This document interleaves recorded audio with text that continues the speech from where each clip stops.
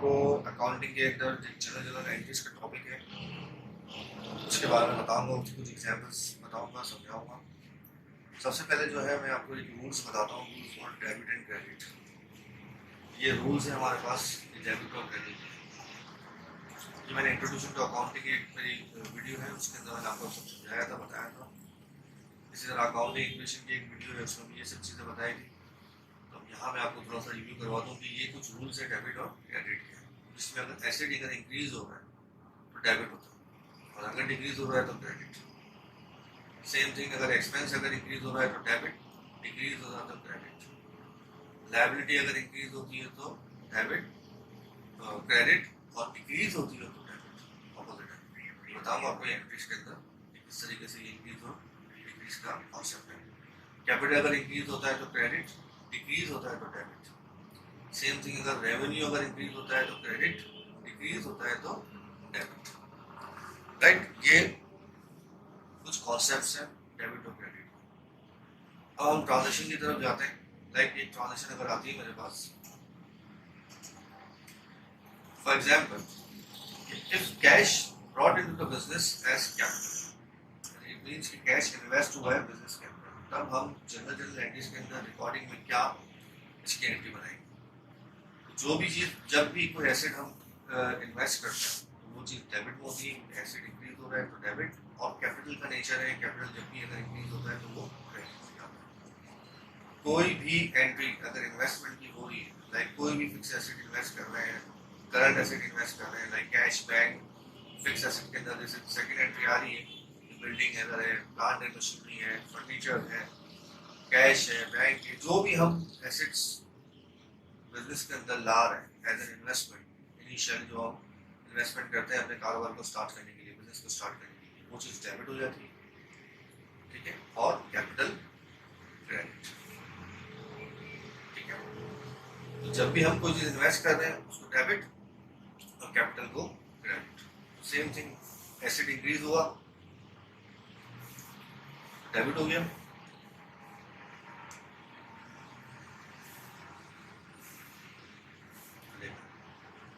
और कैपिटल अगर इंक्रीज हुआ है तो क्रेडिट हो गया, वही चीज।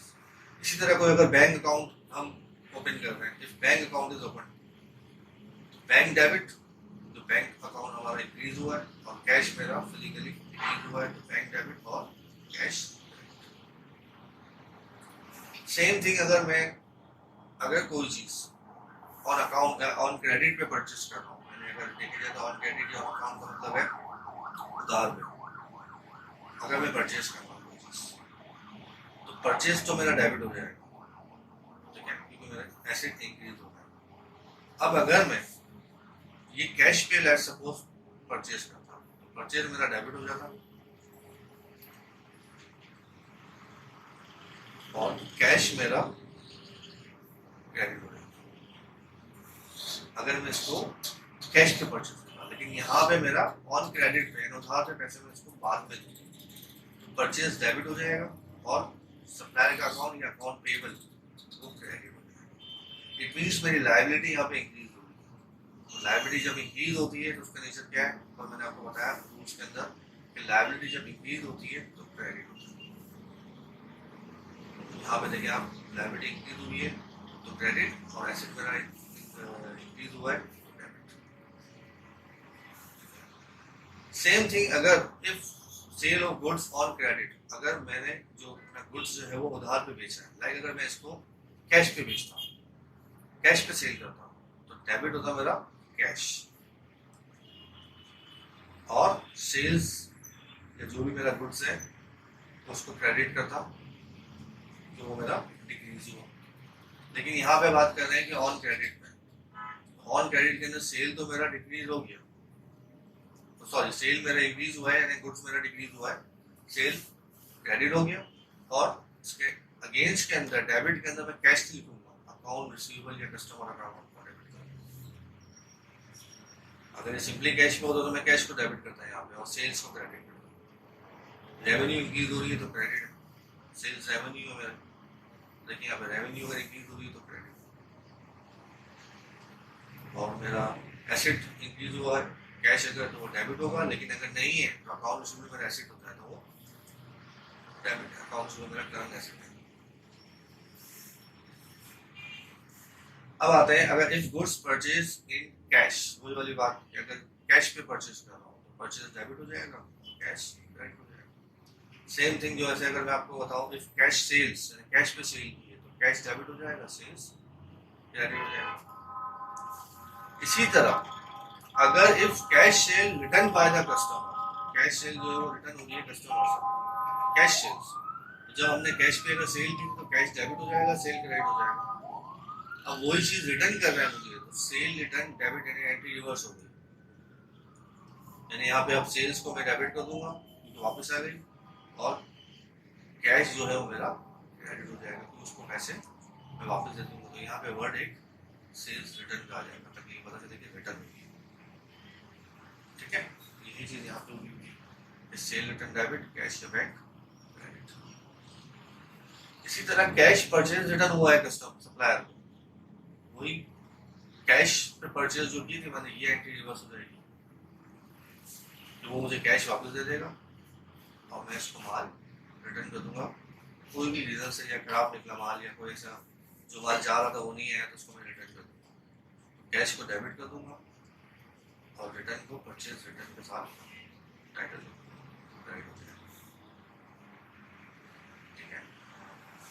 अच्छा, जैसे मैंने अगर उधार पे परचेज, उधार पे जो है वो यानी क्रेडिट पे मैंने सेल की थी, उसके पैसे मुझे मिल गए, फॉर कलेक्शन ऑफ कैश ये cheque from customer and discount allowed if any.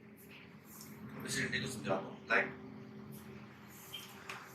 Normal अगर वो जैसे मैंने अगर कोई चीज बेची थी पहले जो है मैंने अगर बेची थी 20,000 का, 20,000 की गुड्स, तो अकाउंट रिसीवेबल को जो है वो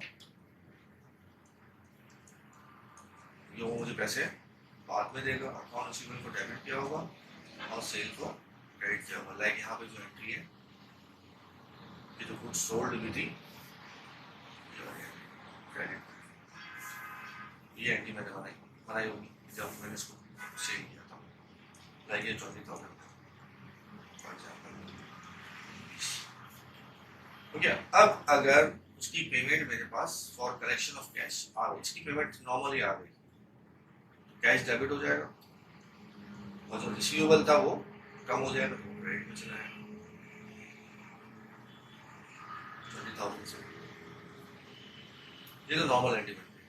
लेकिन अगर साथ में मैं उसको डिस्काउंट दे रहा हूँ, लाइक उसने मुझे दिया 19,500, लाइक 19,500 रुपीज दे के फुल सेटलमेंट कर दिया और अकाउंट को क्लोज कर दिया, लाइक अब मुझे वो कैश को मैं डेबिट करूंगा 19,500, उसने मुझे बोला कि 19,500 के बाद आप ये अकाउंट को पूरा कर दें, तो ये सेल जो थी मेरी एक्चुअल कितने की थी, तो अकाउंट रिसीवेबल मेरा था 20,000।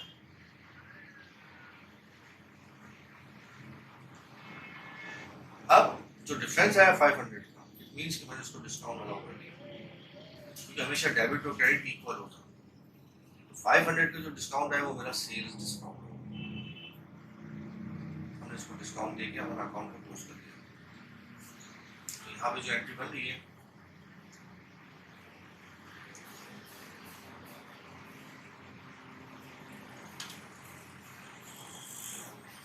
फॉर कलेक्शन ऑफ कैश, तो कैश को या बैंक को, जो भी कैश या बैंक में फॉर्म है तो बैंक लिख देंगे यहाँ पे, अगर वो चेक से पेमेंट कर रहा है तो बैंक लिख देंगे यहाँ पे। अब उसका भी अलग रूल है, वो बाद में नेक्स्ट क्लास के अंदर बताऊंगा कि बैंक कब लिखा जाएगा और कैश कब लिखा जाएगा, ठीक है। तो ये चीज एंट्री हो गई मेरी, राइट। ये डिस्काउंट जो आ रहा है सेल डिस्काउंट उसी का ही आ रहा है, अगर डायरेक्टली मुझे पूरी पेमेंट करना है तो ये एंट्री बनाता है कैश डेबिट और कैपिटल क्रेडिट, लेकिन इसके अंदर कुछ सेटलमेंट की बात आ गई और जिसको अलाउ कर रहे हैं तो हमने फिक्स मींस कि डिस्काउंट अलाउ किया हुआ है, राइट।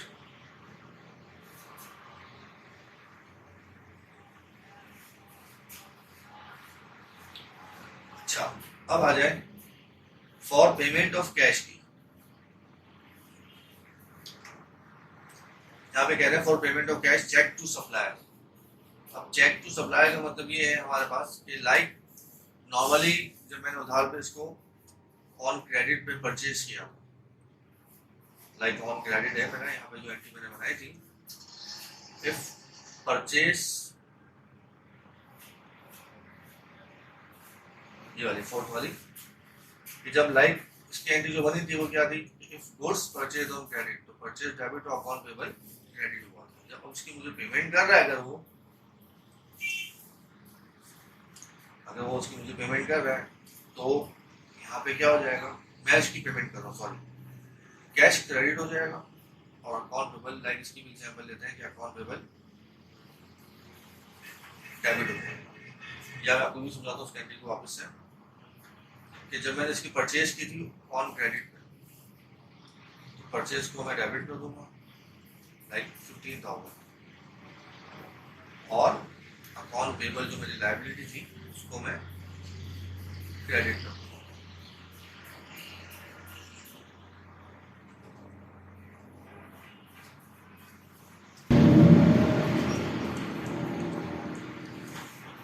अब कैश इसको दे रहा हूं मैं 14,500, और मैंने कहा फुल सेटलमेंट कर लो, अकाउंट को क्लोज करो। ये जो एंट्री होगी इसके जो टाइटल आएगा मेरा, परचेज डिस्काउंट 500, ठीक है। तो यहाँ पे जो एंट्री की बात कर रहा हूँ मैं वो यही है, if payment of cash, cheque to supply and discount received, account payable debit, cash या बैंक उसको करिएगा क्रेडिट, और परचेज डिस्काउंट क्रेडिट, ठीक है।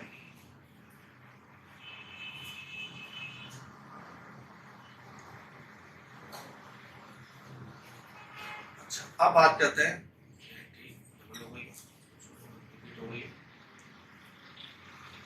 अभी 14 एंट्री देखिए, बैड डेट। बैड डेट किसको कहता है, जब डाउट हो कि मुझे ये जो मैंने जो सेल की है ऑन क्रेडिट पे, उसके कुछ पैसे डाउट है कि नहीं मिलने वाले, नहीं मिलेंगे कोई वजह से, या वो पर्सन फेक निकला, या वो देने से मना कर रहे हैं, जब हम उसकी एक अकाउंट प्रोविजन ओपन करते हैं वो बैड डेट कहलाता है। तो हम जब भी बैड डेट की एंट्री बनती है तो बैड डेट एक्सपेंस डेबिट होता है, और अकाउंट उसी में मेरा खत्म हो गया, मुझे उसके मैंने डाउट है कि मुझे नहीं मिलेगा, ठीक है, क्रेडिट कर दिया, उसका मतलब ये कि आप मुझे वो पैसे नहीं मिलने वाले, प्रोविजन। तो बैड डेट एक्सपेंस डेबिट और अकाउंट रिसीवेबल क्रेडिट की एंट्री, या उससे मुझे पैसे मिल गए, लेट्स सपोज कि मुझे उससे पैसे मिल गए, रिकवर्ड हो गए, कैश डेबिट करूंगा और वही बैड डेट एक्सपेंस को मैं क्रेडिट करके खत्म करूंगा, ठीक है। इसके अलावा, या purchase of machinery and any other assets for cash, जो भी परचेज की मैं मशीनरी या जो भी अदर एसेट डेबिट हो जाएगा, और कैश या बैंक क्रेडिट हो जाएगा। उस पर अगर डेप्रिसिएशन चार्ज लगा रहे हैं, डेप्रिसिएशन का मतलब क्या होता है कि जब हम कोई फिक्स एसेट खरीदते हैं, लाइक मैंने 1 लाख रुपीज की एक मशीन खरीदी, अब मैंने उसकी लाइफ को एज्यूम कर लिया कि इस लाइफ को जो है वो मैं 10 साल चलाऊंगा, और ईयरली जो है वो मैं 10,000 रुपीज लेस करूँगा, 10,000 रुपीज लेस करूँगा, लाइक फर्स्ट ईयर मैंने जो है वो 10,000 लेस किए, तो अब इसकी वैल्यू जो हो गई मशीन की 90,000, फिर 10,000 लेस किए, अब हो गई 80,000, फिर 10,000 लेस किए 70, सेम थिंग 60, 50, 40, 30, 20, 10, अब अगर बिल्कुल नील हो जाती वैल्यू, तो उसको फिर जो हम स्क्रैप कर देते हैं, बेच देते हैं, स्क्रैप कर देते हैं। ये पूरा एक चैप्टर है डेप्रिसिएशन का, नेक्स्ट वीडियो उसके अंदर जो है वो मैं बताऊंगा डेप्रिसिएशन क्या होती है, किस तरीके से निकलता है। लाइक मैंने आपको जैसे 10,000 रुपीज ऐसी बता दी है, 10,000 रुपीज डिफरेंट मेथड होता है, 5 किस्म के मेथड है, 5 टाइप्स के, उसमें से वो चीज़ निकलती है, उसमें से वो वैल्यू निकलती है, और फिर हम उसकी वैल्यू को डेप्रिसिएशन में जो है वो रिकॉर्ड करता है। फिलहाल मैंने एग्जाम्पल, तो जब डेप्रिसिएशन की एंट्री आती है तो डेप्रिसिएशन एक्सपेंस को डेबिट करते हैं, और अलाउंस उसका प्रोविजन क्रेडिट करते हैं, फिजिकली कैश में से लेस नहीं होता है। डेप्रिसिएशन हमारी फिक्स एसेट जिसका हम डेप्रिसिएशन निकाल रहे हैं उसकी वैल्यू को जो है, एक मशीन का निकाल रहे तो मशीन की वैल्यू को कम करता है। ये एंट्री टाइम में देखिएगा, डेप्रिसिएशन एक्सपेंस डेबिट और allowance for depreciation credit. Same thing अगर मैं कोई विड्रॉल कर रहा हूँ, अपने पर्सनल यूज के लिए निकाल रहा हूँ बैंक से, वो ड्राइंग होती है, we do anything for personal use, do cash और एनी एसेट्स, कैश और any purchases for personal use. Drawing debit हो जाएगा और बैंक, और इसमें यहाँ पे कह रहे हैं कि for withdrawal of cash from bank, drawing debit और बैंक क्रेडिट। सेम थिंग अगर मैं कह रहा हूँ कि withdrawal of cash from bank for office use, अब ऑफिस यूज के लिए पैसे ले रहे हैं, ऑफिस में पैसे आएंगे तो कैश डेबिट, तो बैंक अकाउंट में रखा हुआ बैंक क्रेडिट। वो पर्सनल यूज के लिए तो ड्राइंग का जो है वो अकाउंट हमने ओपन किया, अगेन टाइटल आ गया। सेम थिंग अगर मैं अपने ऑफिस यूज के लिए पैसे निकाल लूँ बैंक से तो कैश डेबिट हो जाएगा, बैंक क्रेडिट। या कोई मैं गुड्स जो है वो जो भी है वो गुड्स जो है वो मैं निकालने जा रहा हूँ, कोई भी गुड्स है वो अपनी पर्सनल यूज के लिए मतलब वो आपको मेंशन किया, तो ड्राइंग डेबिट हो जाएगा और परचेजेस क्रेडिट हो जाएगा। मेरा जो गुड्स है मैं देखे तो माल मेरा कम हो गया, वो मैं अपने घर पे लेके पर्सनल यूज के लिए purchases credit.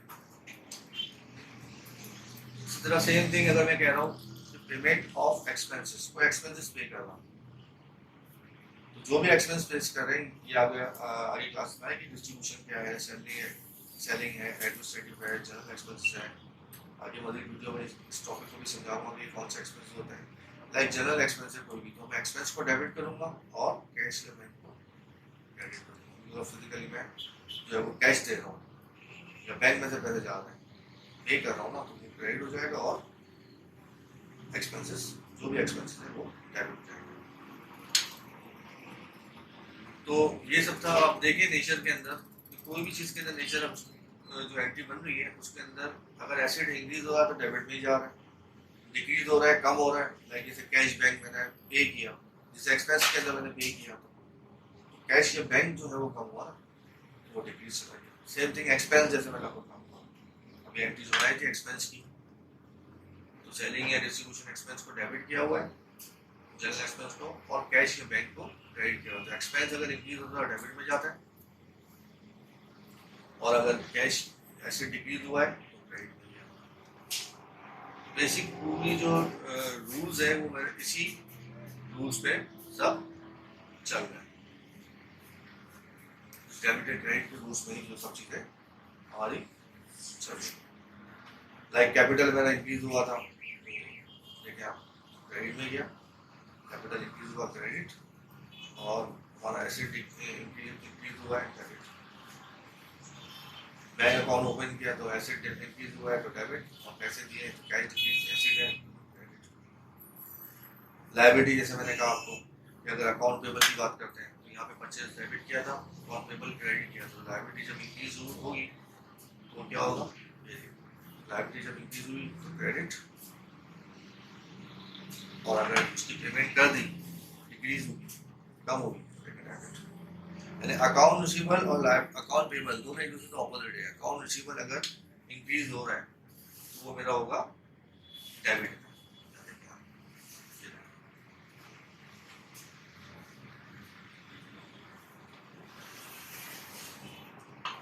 Account receivable increase हो रहा है तो डेबिट, और डिक्रीज हो रहा है तो क्रेडिट, नॉर्मल एसेट है मेरा।